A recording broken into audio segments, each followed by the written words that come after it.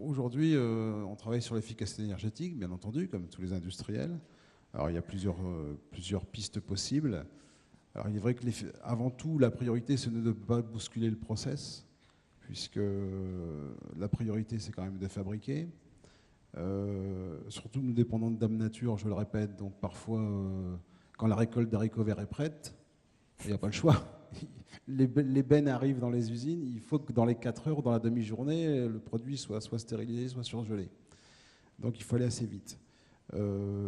Mais ça n'empêche que sur des gros process industriels qui sont assez consommateurs d'énergie, comme des stérilisateurs, comme des chaudières de vapeur, comme des grosses zones de stockage en froid négatif, il y a des progrès à faire, hein, puisqu'on a tous des progrès à faire au fur et à mesure du temps. Nous travaillons sur comment travailler pour mieux réguler, pour consommer plus en heures creuses, pour éviter d'avoir des pics de consommation par rapport à notre profil de puissance, etc.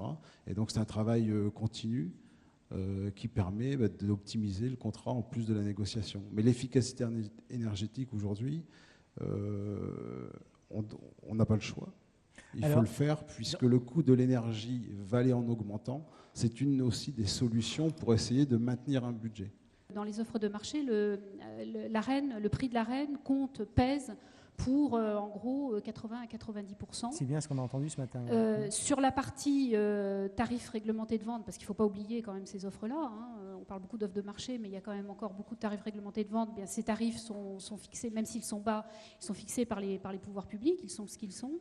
Donc la seule façon, j'allais dire, pour nous, fournisseurs, de nous différencier, donc pour les acheteurs de nous choisir, hein, quelque part, c'est d'ajuster au mieux, c'est ce que je disais tout à l'heure, le haut de courbe par rapport donc à l'utilisation, et puis la maîtrise de la demande en énergie et les services de gestion du contrat qu'on peut offrir à côté.